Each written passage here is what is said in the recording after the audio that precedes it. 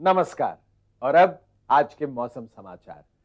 उपग्रह से प्राप्त चित्रों के अनुसार देश के उत्तरी पूर्व भागों में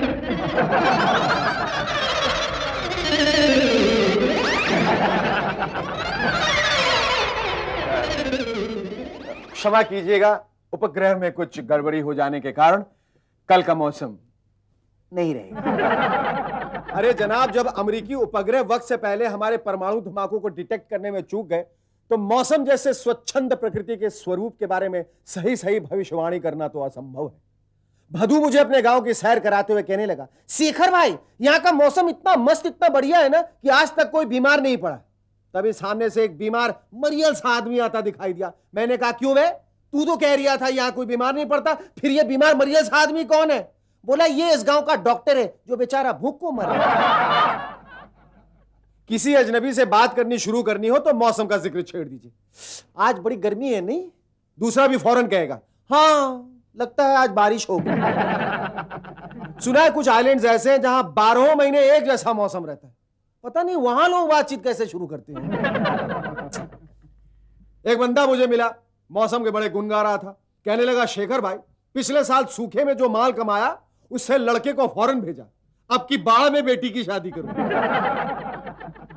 कुछ सीजन हमने खुद बनाए हैं, जैसे क्रिकेट सीजन, फुटबॉल सीजन, धंधे में मंदी का सीजन या तेजी का सीजन। बरसात में दो प्रेमियों का मिलन हो जाए तो कहते हैं, देखो प्रकृति भी हमारे मिलन पर फूल बरसा रही है। और प्रेमी युगल बिछड़ गए हो तो कहते हैं, देखो प्रकृति भी हमारी जुदाई पर आंसू है। वैसे ऋतुओं का राजा है ऋतुराज बसंत, स्प्रिंग सीजन। हमारे एक कवि मित्र इसी बसंत की बहार लूटते हुए बाग में घूम रहे थे।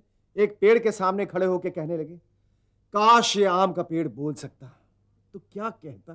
पीछे से माली बोला, ये कहता, बेवकूफ, मैं आम का नहीं अमरूद का पेड़ हूं। बरसात में हमसे मिले तुम सजन, तुमसे मिले हम, बरसात में तक दिन दिन तक दिन। हमारी फिल्म इंडस्ट्री में एक कहावत है, गधे की लात का, प्रोड्यूसर की बात का और बंबई के बरसात का कोई भरोसा नहीं। देखिए ना, अभी अच्छा खासा सूखा सूखा खड़ा आप लोगों से बातें कर रहा था, अचानक बारिश शुरू हो गई। पहली बौछार में मेढकों की टर टर शुरू हो जाती है और टेलीफोन की ट्रन ट्रन बंद हो जाती, लोकल ट्रेन जाम हो जाती। घर बैठे गर्मा गर्म पकौड़े खाओ और चाय की चुस्की लगाओ। एक मिनट, मैं थोड़ी चुस्की लगा। जीभ सड़ गई। उस दिन भदू का बेटा आकर कहने लगा, पिताजी ने थोड़ी देर के लिए छाता मंगवाया। मैंने पूछा, और कुछ तो नहीं कहा? बोला, कह रहे थे वो कमबख्त ना दे तो शर्मा जी से मांग ले। भदू हर तीसरे दिन एक छाता खोकर आता था। उसकी बीवी ने तंग आकर उसके हाथ पर छाता शब्द को दबा दिया। अब घर में 25 छाते हैं, पता नहीं किस किस के उठा लाया। ये मेरा बारिश से बिल्कुल मिलता जुलता मौसम है चुनाव का मौसम। हमारे कवि मित्र फरमाते हैं, चुनाव की बिजली चमकी, बादलों से सफेद कपड़ों में नेताओं की टोलियां धमकी, भाषण गरजने लगे, वादे बरसने लगे, चमचे पपीहे की तरह गाने लगे, विपक्षी मेढकों की तरह टर्राने लगे, और आम इंसानों के अरमानों की दुनिया बांध की तरह ढह गई। जनता एक बार फिर राजनीति के बाढ़ में गई। एक बार मक्खन सिंह के घर में बाढ़ का पानी भर गया। घर की सारी चीजें, बर्तन, बोरिया, बिस्तर सब स्विमिंग करने लगे। मक्खन सिंह ने तुरंत मकान मालिक को फोन किया। मकान मालिक मक्खन के यहाँ पहुंचा तो देखा दोनों मियां बीवी मजे से पानी में तैर रहे हैं। मालिक ने पूछा, क्या हाल है? मक्खन बोला, मैंने सोचा जब तक आप आए बीवी को तैरना ही सिखा दूं। बीवी ने शिकायत कर दी, क्या ये घर है? देखिए चारों तरफ पानी ही पानी। मकान मालिक कहने लगा, भाभी जी मैंने पहले ही कहा था हमारे घर में 24 घंटे पानी उपलब्ध रहेगा। मक्खन बोला, ओए पानी के बच्चे, ये देख इस पानी में हमारी मुर्गियां बह गई। मकान मालिक हाथ जोड़कर बोला, प्राजी आप बरसात के मौसम को देखते हुए बत्तख क्यों नहीं पाल लेते? ओह बहुत ठंडी है, मुझको ठंड लग रही है, मुझसे दूर तू ना जा। यार मैं कोई कंबल हूं जो तेरी ठंड दूर हो जाएगी? वैसे ठंड का मौसम सबसे बढ़िया है, दिमाग रहेगा कूल, टेंशन जाओगे भूल। ठंड पड़ती है नॉर्थ में, बंबई वाले तो ठंड को तरसते हैं। हाईवे पर ट्रक से बर्फ की सिल्ली गिर जाए तो बंबई के लोग स्वेटर निकाल लेते हैं। सिल्ली। ठंड के दिनों में राजकुमार साहब होटल आए और बोले, वेटर यहाँ। वेटर ने कहा, जी साहब तुम्हारे होटल में खाने के लिए गर्म क्या है? गर्म भजिया है, दाल चावल है, रोटी है, तंदूरी चिकन है, कबाब है, और गर्म क्या है? और गर्म बिरयानी है, चावल है, कोफ्ता है, कोरमा है। और गर्म क्या है? और गर्म तो भट्टी में गरम गरम कोयले है। ठीक है, 1 प्लेट कोयला ले आओ। ये कोयला खाएगा है? सोचता वेटर गया और सचमुच 1 प्लेट कोयला लाकर टेबल पर रख दिया। राज साहब ने जेब से सिगरेट निकाली और कोयले से सुलगाने लगे। वेटर बोला, साहब सिगरेट ही जलानी थी तो लाइटर मांग लेते। राजकुमार साहब ने कहा, शट अप, हम राजकुमार हैं, हम कुछ भी कर सकते हैं। वैसे ठंड का मौसम खाने पीने के लिए सबसे बढ़िया मौसम है और ड्राइविंग के लिए खतरनाक। फॉग की वजह से एक नौजवान की कार का एक्सीडेंट हो गया। पास के गांव वाले ने उसे निकाला। नौजवान घबराया हुआ था। देहाती ने कहा, डरो मत, हमारे यहाँ चलकर चाय वाय पियो, सब ठीक हो जाएगा। लड़का बोला, नहीं नहीं, डैडी बहुत नाराज होंगे। देहाती ने कहा, डैडी की तुम चिंता छोड़ो, चलो मेरे साथ। नौजवान बोला, नहीं नहीं, डैडी गुस्सा करेंगे। देहाती उसे खींच के करीब ही अपने घर ले गया, गर्मा गर्म चाय दी। चाय पीने के बाद पूछा, अब कैसा लग रहा है? लड़का बोला, मैं तो ठीक हूं, पर डैडी बहुत नाराज होंगे। देहाती बोला, उन्हें हम समझा देंगे। कहाँ है तुम्हारे डैडी? लड़का बोला, वो उसी गाड़ी के नीचे दबे हुए। बताइए, इतनी ठंड में बाप गाड़ी के नीचे पड़ा है और बेटे को देहाती के यहाँ खटिया नसीब हो रही है। उफ, बरसात में पानी बादल से टपकता है तो गर्मी में पानी पूरे बदन से टपकता है। ये देखिए पंखे का क्या है, इसे भी गर्मी लगती।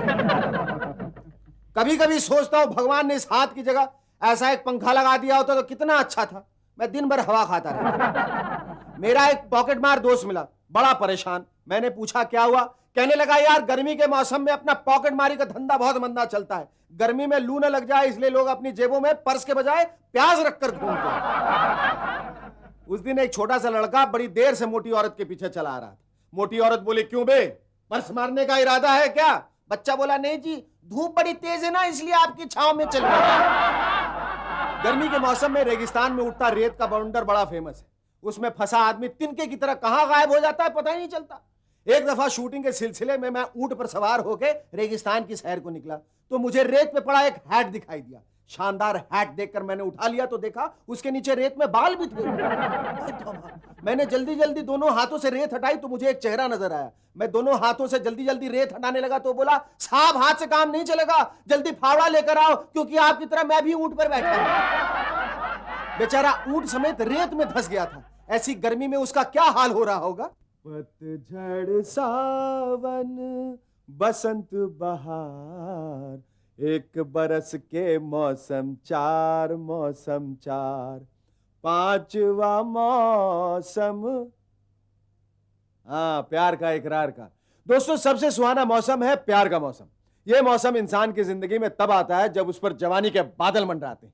सावन के अंधे और प्रेम के बंदे को सब हरा ही रहा दिखता है। एक दफा कॉलेज में मैंने भद्दू से कहा, यार वो जूली कह रही थी कि कॉलेज के सबसे हैंडसम लड़के ने उससे शादी करने का वादा किया है। भद्दू बोला, झूठ बोलती है वो, मैंने उससे ऐसा कोई वादा नहीं किया। अब बताइए, भद्दू और हैंडसम। कॉलेज में एक लड़की दूसरी का हाथ देकर कह रही थी, तुम्हें एक हैंडसम लड़के से प्यार हो गया। बिल्कुल ठीक, उसने तुमसे शादी का वादा किया। हाँ यार, उसका नाम शेखर है। बिल्कुल ठीक, कमाल है यार, तुम मेरे हाथ की रेखा देखकर इतना सब कैसे जान गई? लड़की बोली, हाथ की रेखा देखकर नहीं, तुम्हारे हाथ की अंगूठी देखकर बता। 10 दिन पहले मुझसे नाता तोड़कर शेखर यही अंगूठी वापस ले गया। मक्खन की बहुत ही अमीर लड़की किरण से दोस्ती हो गई। एक दिन मक्खन ने पूछा, किरण तुम बहुत अमीर हो ना? बोली, हाँ मैं करोड़पति बाप की इकलौती बेटी हूं। मक्खन ने कहा, क्या तुम मुझसे शादी करोगी?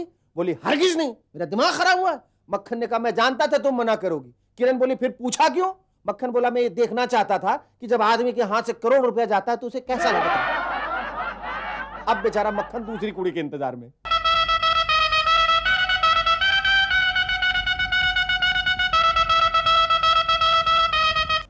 बिस्मिल्लाह।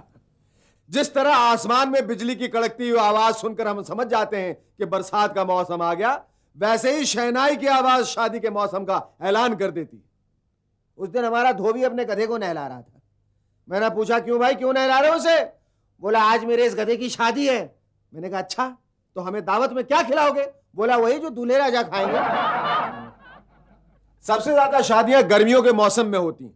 पसीने में तरबतर 3 पीस सूट में सेहरा पहने दूल्हा ऐसा लगता है जैसे दुल्हन रूपी चामुंडा की चौखट पे ले जाया जा रहा बलि का बकरा। शादी ब्याह वो भला है जिसमें अच्छा भला पहलवान भी हो जाता है ढिल्लम ढिल्लू और गाता है इलू।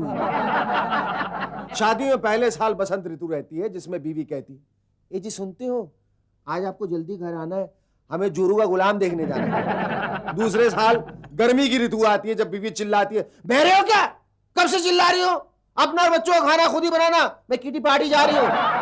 तीसरे साल से पतझड़ शुरू हो जाती है, बीवी बुझा हुआ हुक्का हो जाती, घर में कम ब्यूटी पार्लर में ज्यादा वक्त बिता। देखा शादी के बाद कैसे बीवियों के मिजाज का मौसम और हम जैसे पतियों की जिंदगी का मौसम कैसा अदलता बदलता रहता है।